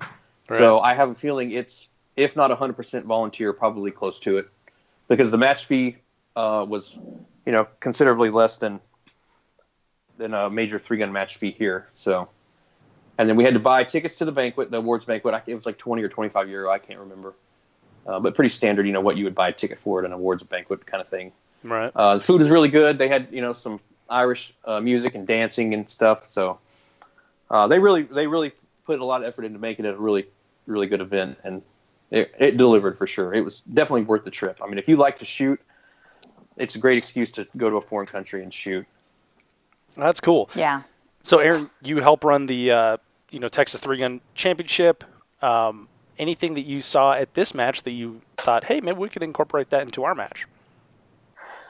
Yeah, I mean, the technical aspect of the IPSC style shooting really appeals to me, because it's a new challenge. Like, it's a challenge that a lot of American 3-gunners don't get to see very often. Guys who shoot a lot of USPSA would certainly be more comfortable with it, but most 3-gunners I know, don't shoot much USPSA. If they do, it's only for practice. So I would really like to integrate the more technical aspects of it into 3-gun and majors in particular. But I mean, half the stages at the match are 8 rounds, so it'd be hard to integrate a stage like that, because it's just so out of whack with the points and everything from the rest of the stages. So I've tried to use influences from a couple of the bigger stages at the World Match in Italy, just elements of it, in our match. But I think it would have to be a shotgun only match, and if the way we score in 3-gun with just the 100 points on every stage instead of hit factor, we did a local match here, and I actually had 3 of the 8 round stages all set up in one bay, and you would just shoot them one after the other, like 3 strings, and those combined were your time for that one stage. Oh, that's cool. So I'm sure there's a good way to do it. We just kind of have to experiment, and have done a little bit at our club matches. But the other thing is they use so many walls. I've never been to a match in the United States other than multi-gun nationals that had so many walls. So most clubs, there's no way we could run a 12-stage match with the amount of walls these guys have. It's just crazy. So that's another factor, is just the equipment and building walls. I mean, I think I can't remember how many walls we built for our match, but I want to say it was like 50 or 60. Yeah, I thought you said like 54 or 56 or something like that. I can't remember what the exact number was, but yeah, it was a lot. And you think, man, there's no way we can ever use this many walls, and then all of a sudden they're gone. So yeah. If we can keep, adding to our collection of equipment and props and stuff, we might be able to do something in the future. And I would like to do some more shotgun only matches. And I've had talked with some people, around the country about gauging interest and maybe collaborating on some stuff, and nothing's come out of it so far, but yeah, I've got some ideas. But yeah, I think the technical aspects of it it definitely makes you a better shooter. It makes you more efficient. It makes a big wide open 3-gun stage seem a lot more simple in comparison in terms of hitting your spots and and where you have to be to do certain things and making sure you're on plan. So, Yeah. in 3-gun, when I'm on a big stage, I've got my plan, and if I have 2 makeup shots, I just load 2 shells, and I'm back on my plan, so I never get off my plan. Well, in an IPSC match, you don't really have time to just make up 2 because you need every shell, and if you're loading more than you need, you're losing. Mm-hmm. So it's definitely much more emphasis on make every shot count, which is not necessarily the 3-gun mindset all the time. No, we're just like accuracy by volume, right? Exactly. So yeah, I would like to. 3-gun's always people are always looking to mix it up, and you see something new in a match, and some people hate it, some people love it, but it gets a lot of press regardless on Facebook and stuff. So yeah, I think people would like something new, and matches have certain styles, and I'm going to go to Blue Ridge to do this kind of thing, and I'm going to go to Nationals to do this kind of thing. I think a match that kind of samples all of those would be really popular, but like I said before, the problem is balancing, a 30-second burn it down stage from Multi-Gun Nationals with a 2.5-minute marathon run at Blue Ridge. Like you can't have them in the same match unless you have a different scoring system, which then adds time, and just some logistical issues there that hopefully we'll be able to work out. But you hate to guinea pig stuff at a major match, because if it's a problem, then you can get a lot of complaints. So it's kind of a fine-tuning process, but you have to do it behind the scenes, not at the major. Yeah, there's like That's my approach. Some people do with mixed results, but we try to not do anything brand new in the major because we want the match to run smooth. Yeah, there's a lot of time and money invested on everybody's part in that sort of thing, so it's not quite the place to do a test bed. Exactly. Well, it's like the was it the Surefire World Multi-Gun Championship? That's like their thing, right? Like 2 stages are Ironman style, 2 stages are USPSA multi-gun style, et cetera. Or maybe it's 1 stage. I don't know.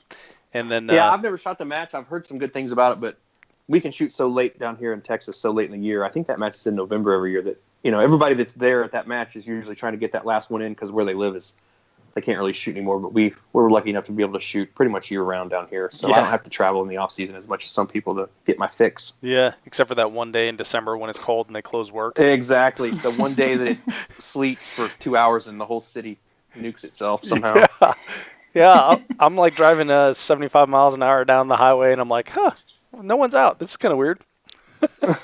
Were you here through the winter? I forget what time of year you were living in Texas. Was it over the winter? Yeah, it was December through July, I think.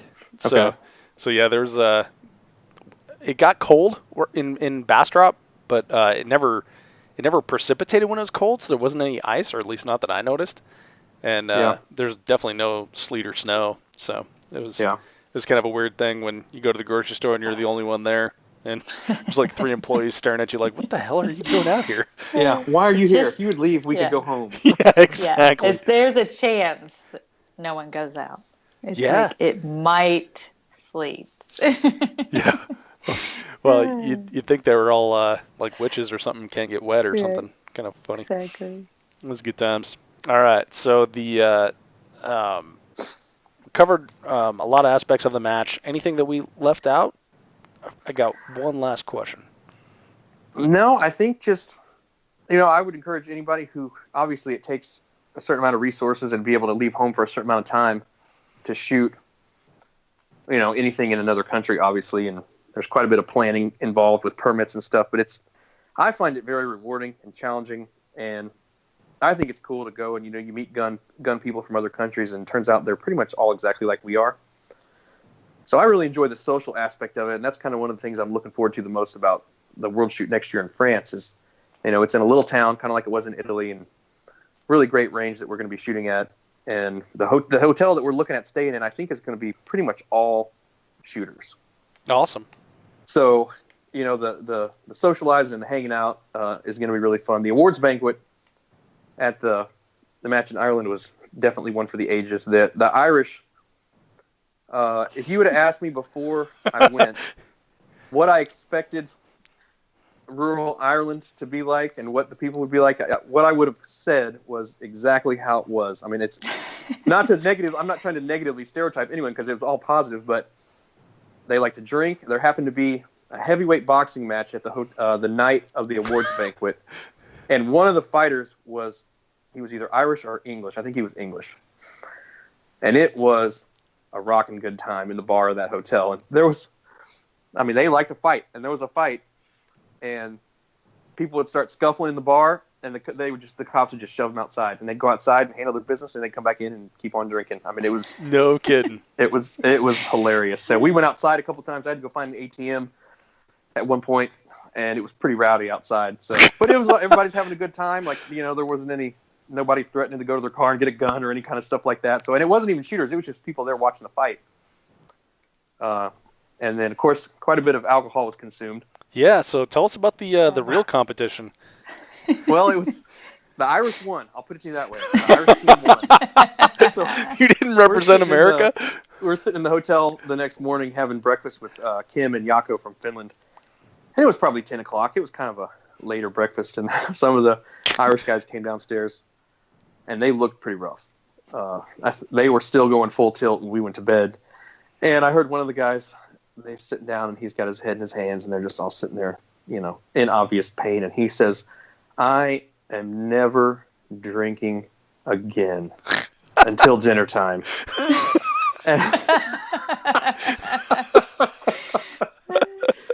So they definitely have a we can do it mentality when it comes to the aftermatch, stage 12 or stage 13 or whatever you want to call it. Yeah, so it was a good time. There's stereotypes for a reason, right? Right. And it was really fun. So they drink Guinness. A lot of times there's like pizza is Italian, and you go to Italy and hardly anybody eats pizza. Yeah, like Foster's it was not in like Australia. That. Guinness was the number one beer I saw being consumed, which was kind of surprised me because you think, in Americans, when we think of Irish beer, we think of Guinness. It's probably not what they actually drink, but it is. So. Is it cold, warm? Does it matter? I heard the English like warm beer. Cold-ish. It was cool. You didn't have a frosty mug, but it was not warm. Right. Okay. Yeah. So they just don't chill their glasses or anything like that. Is that an English thing where they drink warm ale or kind of? Yeah, I mean it's kind of. I think that's more of a UK German thing. Oh, it's a German I've heard thing. That in Germany also, so it may be more of a. I just European think it's thing just than the UK. not cold. I think the temperature, the ambient air is colder there, so it's not. It's not just super hot. Like if it was in Texas, it would be 75 degrees in a room. So I think there, it's cool, but it's not like you're drinking, beer that's been sitting out, right. Or it's not on ice either. So it's kind of this in between. Gotcha. And they did one night. I was like, I'm gonna have a Guinness. I haven't had one yet. And this lady comes over and she was like, "Oh, well, let me bring you the black currant in case you don't like it." And I was like, "Well, I'm sure I'm gonna like it. I don't know why I wouldn't." But anyway, I was like, "Okay." So one of the English guys grabs the black currant. "Oh, this is so good." And he just fills it with this black currant stuff. And then I hated it. I was like, "Oh, you just ruined it." What's a black currant? So it's like this liquid currant syrup, basically, that's sweet. And so it makes the beer very sweet. But currant has kind of a tartness to it and kind of bitterness to it, and how much he put in, I was like, this would have been good with a capful, not half a bottle. He's like, "Here, I'll make this better. It's so much better with this." And I was like, no, I like beer. not a syrupy drink. So that was interesting. I mean, it was good to try, but it was definitely not. I was like, I just kind of wanted the beer. I wanted the authentic, but apparently that is authentic. And then they said, that's kind of how they start out drinking the Guinness. As your young age, you kind of make it sweet. Oh, yeah. You got to get them hooked at a young age. Yeah, exactly. So, and I would just, going along with Aaron saying just about the match, just encourage people to go try it. The people were so nice. And it was, I'm not a good shooter, a very beginner. And they were just so excited just to have us there and just thought it was so exciting. And seeing everyone's different perspective on guns and shooting and competition and how, some people do it just because they love the sport. I mean, they're not getting any money for it. They're not getting prizes. They're just there because they love it. And so that was fun. And just to have all the different languages and that was really cool too, just to be around. Kim was there with Yako, his partner, his business partner. And I finally got to hear him speak Finnish because he would tell me words when he was here in Austin, but I didn't get to hear him actually speaking it. And so I was constantly just staring at them, and they'd be like, "What are you looking at?" I'm like, "I'm just listening." And then the Irish, you're like, "Are you speaking English? Are you sure?" The answer is no. They were not. No. So it's a trip. It's fun, but everyone is just so excited to have everyone there from wherever you're from. So it's really fun. That's exciting. It's cool that there is an international shooting community, and it's good to know that it is, similar to the 3-gun community, open, welcoming. Yeah. We feel like we covered the match. We covered the after match. Any final thought that you guys want to leave the 3-gun show audience with? No, just get out there and shoot. And, like I said, this is a new challenge that I really enjoy, so don't be afraid to get out of your comfort zone. And, there's a lot of other kind of, I hate to use the term oddball, but, non-standard 3-gun matches like the PCC match they just had or the 2-gun match. And there's a lot of other stuff popping up. Don't be afraid to go and try that because you just might like it. Just because it's not, the same kind of match we always shoot doesn't mean it's not really fun. And there's definitely, I think, in every shooting discipline, there's something you can pick up and apply to your 3-gun game. If I'm still primarily a 3-gunner, if I go shoot a PRS match, I'm going to learn something. If I shoot a PCC match, I'm going to learn something. Pretty much every match you can shoot, you're going to pick up something that's going to help your main game if 3-gun is still your main focus. So don't be afraid to challenge yourself and try new stuff, because if it involves guns, it's usually pretty fun in my experience. This is true. Niki, final thought from you? Just go and do it. I mean, I'm not good, and I'm not, I'm shooting with pros that can win world champions, and was like, oh my goodness, we're investing a lot of money to go and shoot and go across, the country. And when Aaron, even offered for me to shoot, I was like, wait, what? You want me to shoot? We're going to another country. That's like a big deal, I'm not very good. And he's just like, yeah, but just go shoot. So I would just encourage anyone, just do it. I mean, it doesn't matter if you come in last or not. It's the experience of it and enjoying it, and you learn so much. So it's just a fun thing to do. So I would encourage anyone, women, young children, men, whoever, just go do it, even if you're not there to win, I love it. Well, Niki, that's a great final thought. Aaron, Niki, I appreciate you guys so much for doing this. It was a ton of fun, and I know that everybody's going to enjoy it. So thank you for sharing your experience. Always appreciate you guys, and thanks for being on the 3-gun show. Thank you. We're glad to be here, Dave. We really enjoy what you're doing. I really like listening to your podcast, and I really like what you're doing. So we're really, really honored to be on here. Thanks, brother. Appreciate that. Hey, before you take off, check out the show notes at 3gunshow.com/episode 155 for links to things that we discussed in the podcast. You can also sign up on Patreon as a 3-Gun Show supporter or purchase your very own 3-Gun Show logo tee. As always, this podcast is brought to you by Armalite. Armalite has allowed me to get special pricing for listeners on their line of 3-gun rifles, both the 13.5 and the 18-inch, as well as their competition handguards, gas blocks, and tunable muzzle brakes. If you're in the market for a rifle or components to build your own, email me, dave@3gunshow.com, and I will absolutely hook you up. And anytime you see me on the range, you can check out my rifle. I'm rocking the 13.5-inch 3-gun rifle with Vortex Viper PST 1-6 on it. If you want to check it out, you can even shoot it. It'll be fun. And a quick reminder that if you enjoyed this episode of the podcast, subscribe in iTunes, Google Play, Podcast Addict, or wherever you get your podcast content, so you will always get the very latest. That's right, hit that subscribe button. Thank you so much for downloading, listening, and subscribing to the show. I'm Dave Hartman, and I'll see you on the range.